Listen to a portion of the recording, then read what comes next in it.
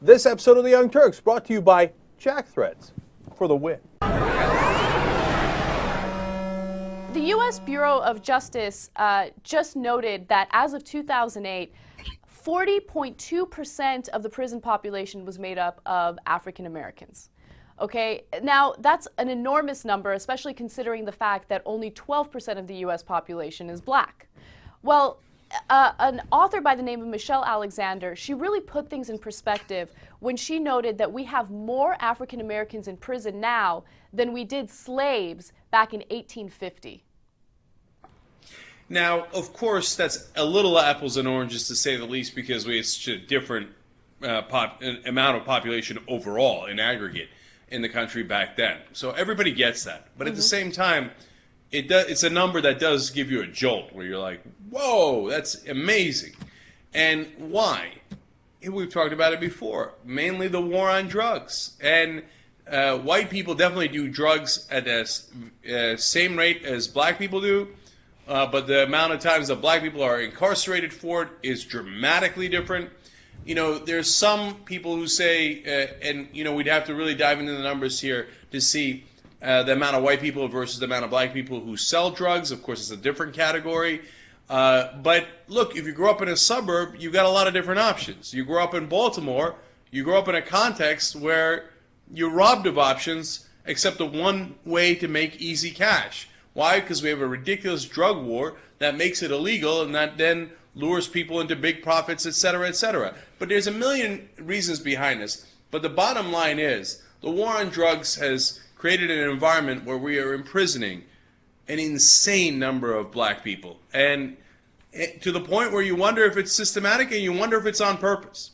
Yeah, exactly. I think that's the big question there. Is it systematic or is it on purpose? And I think a lot of people would argue that it's on purpose because, as you noted, you know, study after study has indicated that both blacks and whites use drugs at the same rates. But police always target areas, urban areas that have a larger black population. Why is it that more black people get arrested for the same thing that white people commit? Same crimes that white people commit, which, by the way, using drugs, I don't consider a crime.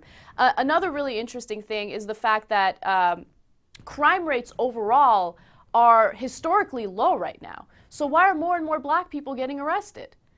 You know, if you really delve into the numbers, so from 2008 to 2009, violent crime was down 5.5% overall and almost 7% in big cities. In Detroit, for instance, with the auto industry shedding workers, violent crime was down 2.4%.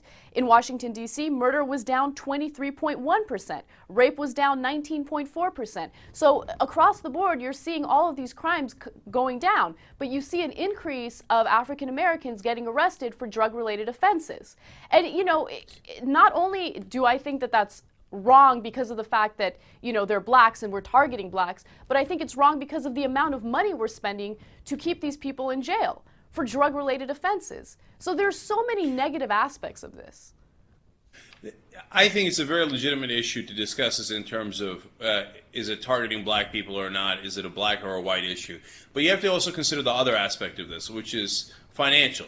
And and when you look at it, for example, there's a guy in Montana that we talked about recently, got pulled over for passing his bong inside a car, which he shouldn't have done. But he faces a life sentence and a $50,000 fine.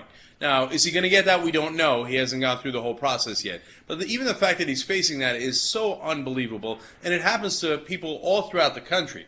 But meanwhile, rich people get away with it all the time. Former President George W. Bush, accused of doing much harder drugs than just pot. Then President Obama, you know, is admitted to doing pot, and I believe admitted to doing cocaine. But they're rich, powerful in the establishment, so there are no consequences. Republican governor of Indiana, Mitch Daniels, just admitted he was caught with 2 or 3 shoe boxes full of pot and LSD, I believe. Yeah, it was pot and LSD. And at the time, he paid a small fine. He was going to Princeton. See, kids going to Princeton, they don't get punished. You get caught with that same amount of drugs in the Bronx, and you're in a world of trouble. And a lot of that has to do with rich people get away with everything, and this society feels like it's okay to take it out on the poor. And it seems to have an overall disdain for poor and middle-class people that is part of a larger problem we have in this society. Jack Threads is a new sponsor for TYT. They're a members-only online shopping club, but because you know us, you're going to get in. Aren't we cool? But here's the key part to it, 80% off. Hello, up to 80% off of some of the top apparel lines in the country. Game over. Right. So go to jackthreads.com/TYT because it's free to join, and you get all those discounts, and you avoid the pain in the ass. The ending of this commercial is a little schwang wang wang.